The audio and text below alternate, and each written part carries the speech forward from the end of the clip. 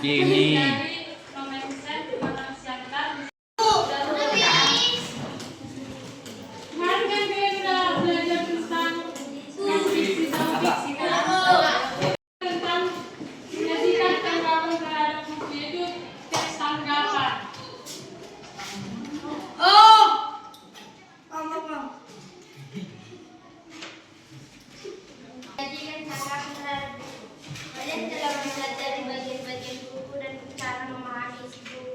melalui rangkuman. Kedua, hal ini akan membantu kalian untuk satu, mencari informasi terkait materi dalam buku dengan lebih cepat. Misalnya, kalian dapat mencari arti kata tertentu dalam buku dengan memeriksa bagian glosarium di halaman penutup buku dan tertulis kepada orang lain. Dua, memberikan informasi pendukung saat kalian menyajikan buku tersebut secara lisan dan tertulis kepada orang lain. Nah, sekarang kalian akan pelajari cara menanggapi sebuah buku. Pelajari tanggapan terhadap buku, item dan buku berikut. Tandai bagaimana penulis menggunakan informasi pada bagian buku untuk menjelaskan isi buku tersebut.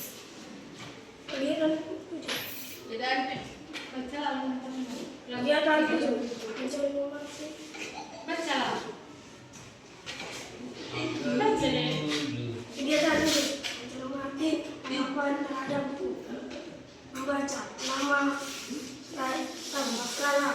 kelas 7B, judul buku hitam dan ungu, penulis Yovita Siswita, ilustrator Evi Silvia, jumlah halaman 48 halaman, penerbit Kementerian Pendidikan dan Kebudayaan RI. Tahun terbit 2020. Ikan dan Ungu merupakan cerita fiksi yang mengangkat kisah seorang anak bernama Hitam saat tsunami terjadi di Aceh. Buku bergambar ini dilengkapi ilustrasi yang mengandung emosi. Cerita ini di buku dengan nyanyian Somok yang dinyanyikan Cik Lam, seorang tokoh bapak dalam cerita. Ini Oneng Song, yang artinya gelombang besar, merupakan bertanda terjadinya tsunami. Singkat kata, itu terpisah dari teman bermainnya saat itu, yaitu Michelle. Saat kembang tempat terjadi, Hitam dihantam oleh gelombang air laut yang tinggi, lalu diambilkan hingga akhirnya ia tersangkut di sebatang pohon kelapa. Ia menunggu di sana hingga diselamatkan oleh tim penyelamat. Sayang, Hitam tak dapat berjumpa dengan Michelle. Juga orang tuanya. Hitam terus mencari keluarganya dan merasa putus asa. Hitam terus menunggu di pohon kelapa dan menghitung jumlah air yang dilaluinya dengan menggambarkannya di batang pohon kelapa itu. Mengisahkan proses perubahan sikap seorang anak korban tsunami. Awalnya ia menangis ayah dan ibunya yang tidak kembali, tapi ia akhirnya mampu menerima keadaannya. Proses perubahan perasaan Hitam digambarkan dengan baik sekali melalui ilustrasi yang berubah warnanya dari gelap ke cerah. Saya suka sekali buku ini, meskipun cerita Dalam buku ini sedih penulis mengakhiri cerita dengan optimis. Penulis seolah menyampaikan pesan bahwa setiap orang harus melupakan masa lalunya. Buku ini mengingatkan saya kepada buku cerita lain tentang tsunami. Ilustrasi buku ini lebih bagus. Di buku ini ada beberapa istilah dalam bahasa Aceh seperti gampong, ci, dan semong. Saya bisa mengira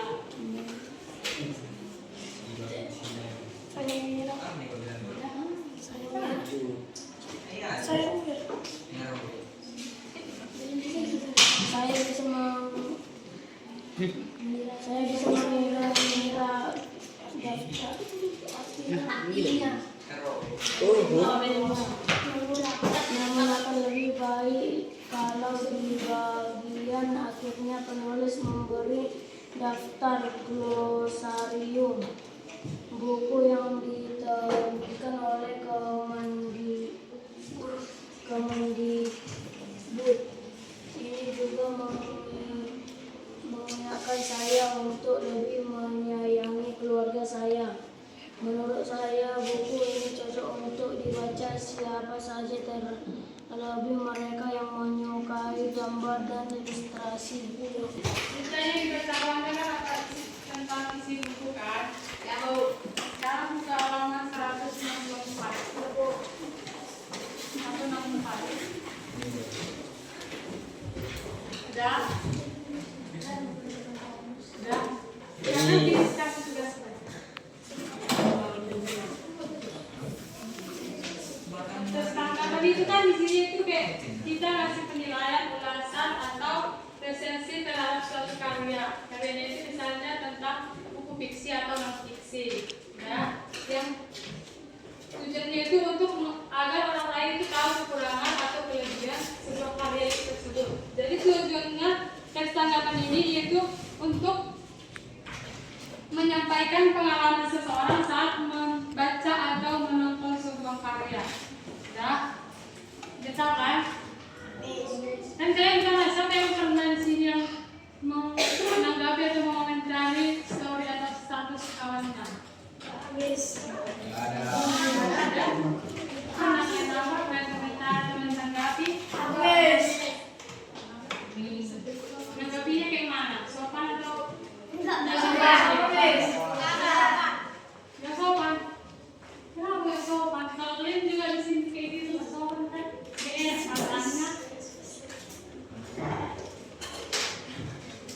Kalau menanggapi sebuah karya atau buku itu kita harus menggunakan bahasa yang sopan, santun. Ya.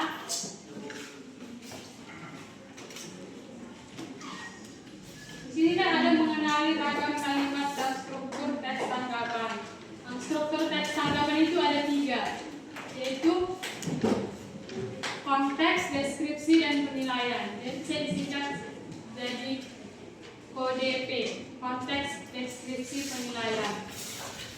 Kalau konteks itu bagian dari yang berisi dari tentang pengenalan sebuah karya.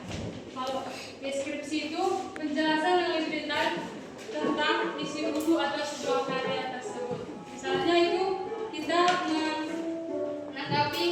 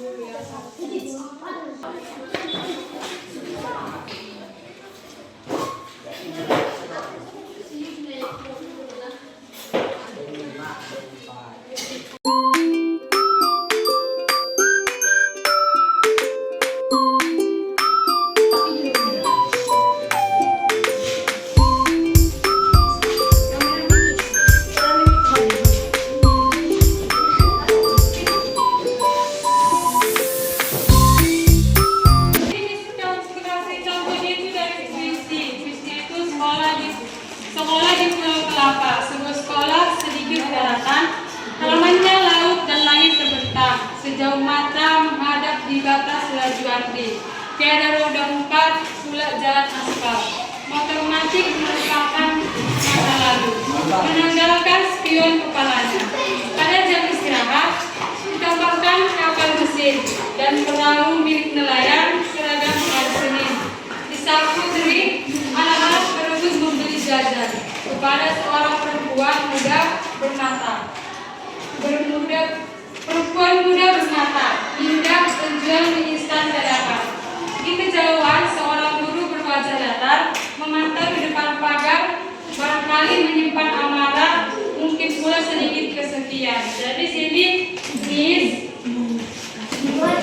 ngambil contohnya itu puisi. Jadi kita Miss menanggapi puisi ini contohnya kayak gini. Yang kali kan harus kerja 3. Yang apa tadi? Mencari informasi.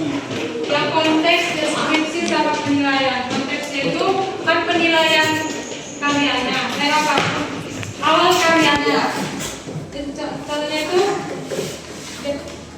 konteksnya itu puisi sebuah sekolah di Pulau Kelapa adalah karya yang menggambarkan realitas kehidupan pendidik di daerah terpencil dengan nuansa yang tenang namun penuh makna. Puisi ini berhasil menyentuh pembaca melalui penggambaran sederhana namun kuat tentang keterbatasan dan keindahan yang bersatu dalam kehidupan anak di pulau.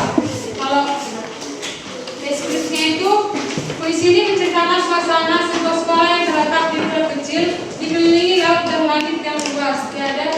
Tidak ada kendaraan roda 4 atau jalan aspal. Anak-anak datang menggunakan kapal nelayan dan saat istirahat mereka membeli jajanan dari seorang perempuan muda. Kalau penilaiannya itu, puisi ini sangat indah dan penuh imaji. Penggunaan diksi seperti halamannya laut dan langit terbentang dan motor matic merupakan masa lalu, menciptakan suasana yang khas dan puitis. Puisi ini mengajak pembaca untuk merenungi kesenjangan fasilitas pendidikan di pelosok, namun juga mengangkat kehangatan dan dinamik kehidupan di sana. Kekuatan puisi ini terletak pada penggambaran suasana dan emosi secara tidak langsung namun dalam. Secara keseluruhan,